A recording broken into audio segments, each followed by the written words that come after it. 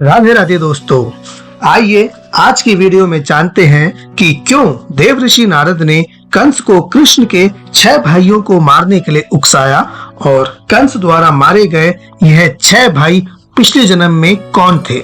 लेकिन उससे पहले यदि आपने हमारे इस चैनल को सब्सक्राइब नहीं किया है तो कृपया इसी तरह की धार्मिक जानकारी प्राप्त करने के लिए हमारे इस चैनल को सब्सक्राइब करें। नमस्कार। जब जन्मेजय ने सुना कि कंस ने कृष्ण के 6 भाइयों को मार डाला तो उन्होंने जानना चाहा कि उनके पिछले जन्मों में इन बच्चों ने ऐसा कौन सा पाप किया होगा कि जन्म होते ही उनकी मृत्यु हो गई, और स्वयं देवऋषि नारद ने कंस को इन बच्चों को मारने के लिए क्यों उकसाया। जब वासुदेव अपने पहले बच्चे को लेकर कंस के पास आए तो कंस ने उन्हें इसे वापस ले जाने के लिए कहा, क्योंकि उसे पता था कि देवकी का केवल 8वां बच्चा ही उनके लिए खतरा होगा। तभी नारद जी आए और उन्होंने कंस से कहा, यह आप कैसे जानते हैं कि वह 8वां बच्चा कौन सा होगा? हो सकता है जिसे आप पहला समझ रहे हो वो ही 8वां हो। किसी बच्चे में लिखकर तो आएगा नहीं कि वह कौन सी संख्या का है। भगवान बहुत ही तेज होते हैं, जरूरी नहीं कि वह भी संख्या को वहीं से गिनना आरंभ करें जहां से आप कर रहे हैं। यह सुनकर कंस ने कहा, आप सही कह रहे हैं देवऋषि, और फिर कंस ने सभी बच्चों को मारना शुरू कर दिया। नारद जी वैसे तो हमेशा देवों के पक्ष में रहते हैं क्योंकि वे देवऋषि हैं, फिर उन्होंने ऐसा क्यों किया? उन्होंने भगवान कृष्ण के 6 भाइयों को कंस द्वारा क्यों मरवाया? इसके पीछे की एक वजह है। वासुदेव और देवकी के यह 6 पुत्र 6 मुनियों के पुनर्जन्म थे। वे सभी मरीचि के पुत्र थे और मरीचि ब्रह्मा के 10 मानस पुत्रों में से एक थे। वे सभी महान विद्वान थे। एक दिन इन 6 मुनियों द्वारा ब्रह्मा जी का किसी बात को लेकर परिहास किया गया।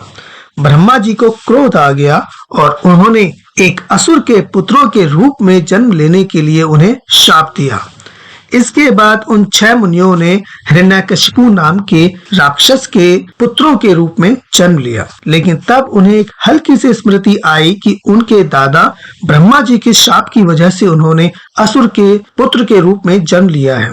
उन 6 मुनियों को अपनी गलती का एहसास हुआ और उन्होंने चाहा कि ब्रह्मा जी को प्रसन्न करके वे शाप से राहत पाएं। इसके लिए उन्होंने तपस्या करने शुरू की। ब्रह्मा जी प्रसन्न हुए और उनसे वरदान मांगने को कहा, लेकिन वे अभी भी असुर ही थे, तो जो असुर मांगा करते हैं वही उन्होंने मांगा। कोई भी देव, गंधर्व या असुर हमें न मार सके। ब्रह्मा जी ने उन्हें यह वरदान दिया।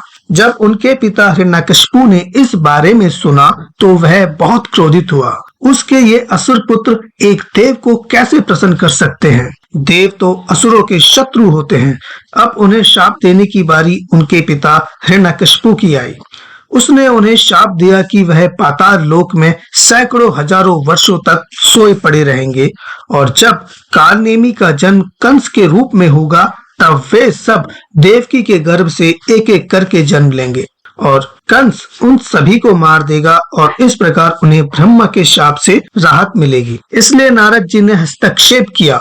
जब कंस ने कहा कि उन्हें देवकी के पहले 7 पुत्रों में कोई दिलचस्पी नहीं है। नारद केवल मुनियों की सहायता करने का प्रयत्न कर रहे थे। यदि कंस उन्हें नहीं मारेंगे तो वे शाप से कैसे राहत पाएंगे?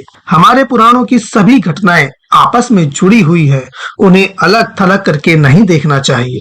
यदि आप सिर्फ इसको देखेंगे कि नारद जी ने कंस को उन बच्चों को मारने के लिए उकसाया था तो आप भ्रमित हो जाएंगे। नारद जी को अक्सर गलत तरीके से उकसाने वाले के रूप में चित्रित किया जाता है। यहाँ और हर घटना में नारद जी भलाई के लिए ही काम करते हैं। तो यह वीडियो आपको कैसी लगी कमेंट करके जरूर बताइएगा। तब तक के लिए राधे राधे।